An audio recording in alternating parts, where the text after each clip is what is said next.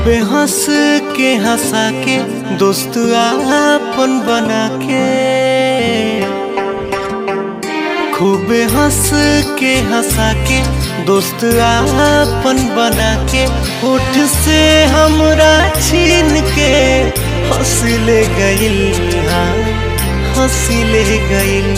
जान बन के केहू जिंदगी ले गइल, जान बन के केहू जिंदगी ले गइल।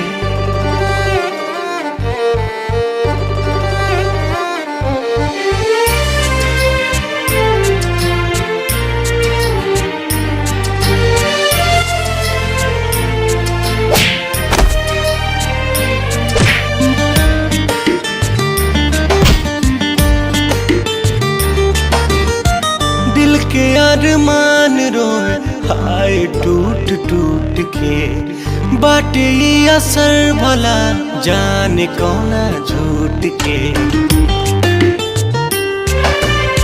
दिल के अरमान रोए हाय टूट टूट के, बाटे ये असर भला जाने कौना झूठ के।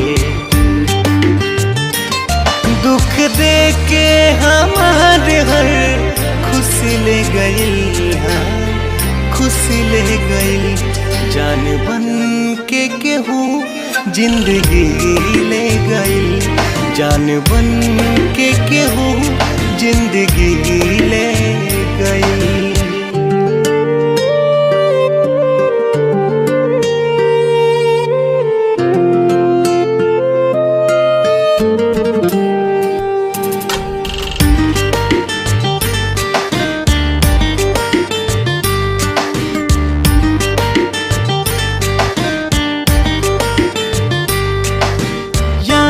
दोस्ती की रीत भी अजीब बा, दूर होके आँख से दिल के ऊ करीब बा।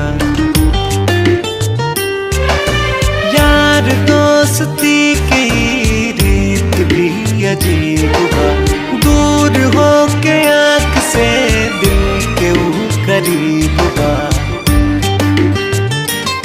हौसलाई कहीं से कहीं ले गइल, हाँ कहीं ले गइल। जान बन के केहू जिंदगी ले गइल, जान बन के केहू